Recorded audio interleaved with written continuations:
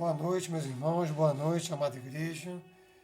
Eu e Kézia gostaríamos de deixar uma palavra bíblica, uma reflexão bíblica a respeito do que nós estamos vivendo.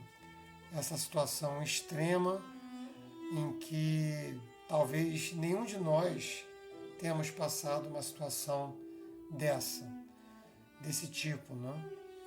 E como motivador da nossa reflexão, nós gostaríamos de compartilhar o texto que se encontra em Gênesis 50, capítulo 20. A palavra de Deus nos diz assim: Vocês planejaram mal contra mim, mas Deus o tornou em bem, para que hoje fosse preservada a vida de muitos.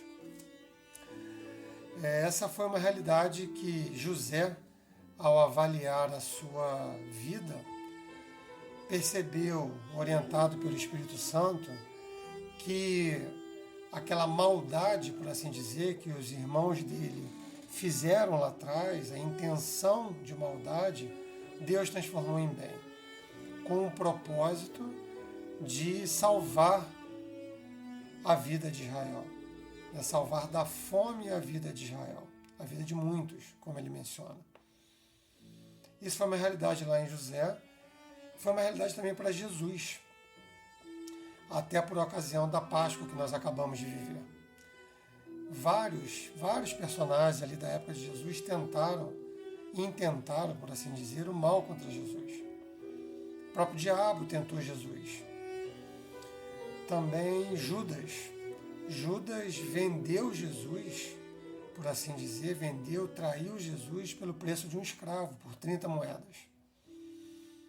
Também as autoridades judaicas, em diversos momentos, eles planejaram a morte de Jesus e levaram esse planejamento a cabo. Mesmo Pilatos, ele, num primeiro momento, ele não vê ali lógica naquela acusação que as pessoas estavam fazendo contra Jesus, que as autoridades religiosas estavam fazendo contra Jesus. Mas, quando pressionado politicamente, ele também lavou as mãos e entregou Jesus para ser crucificado na sexta-feira.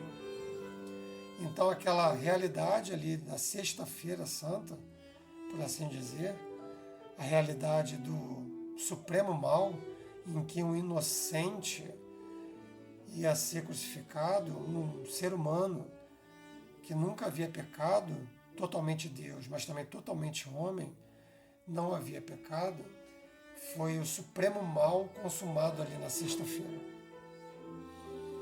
Então as autoridades pareciam que tinham vencido a situação, por assim dizer. Mas Deus transforma aquela situação, a exemplo do que aconteceu lá com José, de uma maneira muito mais abrangente, de uma maneira muito mais efetiva, por assim dizer.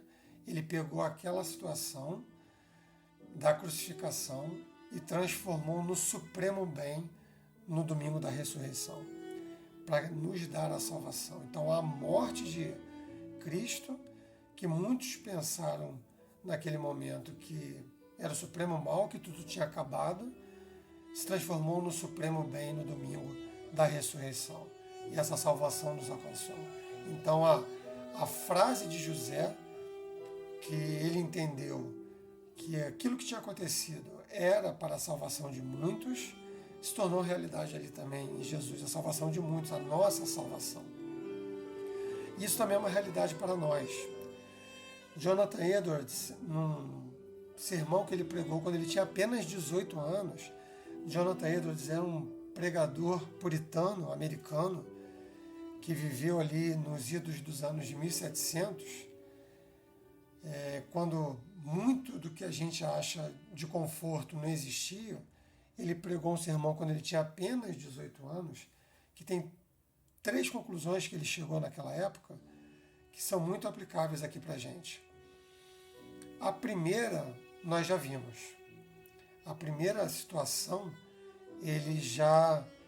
nós já vimos que é a situação de de que Deus transforma o mal em bem, né? Isso nós já vimos. Deus transforma o mal em bem.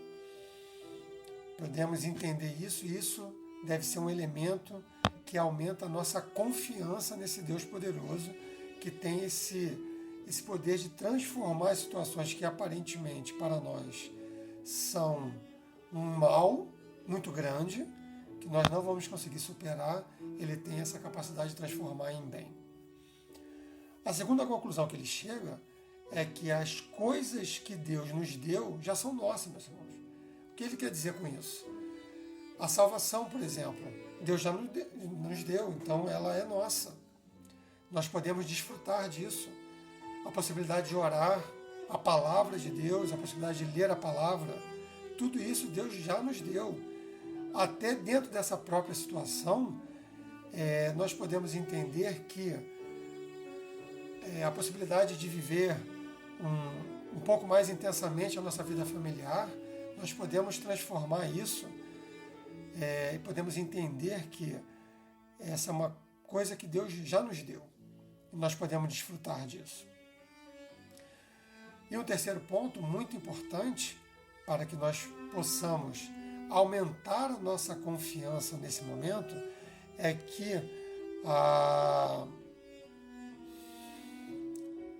o nosso melhor, assim, a nossa esperança, o melhor ainda está por vir.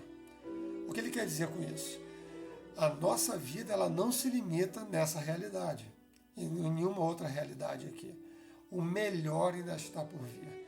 O melhor, o que ele quer dizer com isso é que dentre todas essas situações que nós vivemos e experimentamos aqui, a nossa esperança está fundamentada em que o melhor ainda está por vir.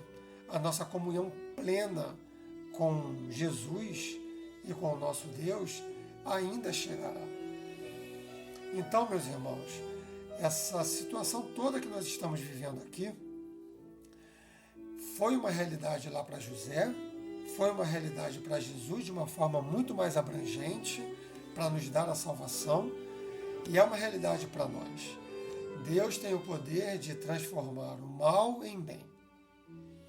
José percebeu isso, todos nós podemos entender isso através da vida de Jesus, e isso é uma realidade para nós. Isso tem que se transformar no alicerce da nossa confiança. Em segundo lugar, as coisas que Deus nos deu já são nossas e nós podemos desfrutar. E devemos desfrutar delas. Principalmente a nossa salvação, a leitura da palavra, a oração, a nossa justificação. Isso são realidades que já são nossas. E por último, meus irmãos, e não menos importante, o melhor ainda está por vir. Então nós devemos nos agarrar nessa realidade para que nós possamos encarar essa realidade com muita coragem, porque nós temos a esperança fundamentada numa realidade em que nós teremos uma realidade muito mais aumentada quando tivermos a plena comunhão com o nosso Senhor e nosso Salvador.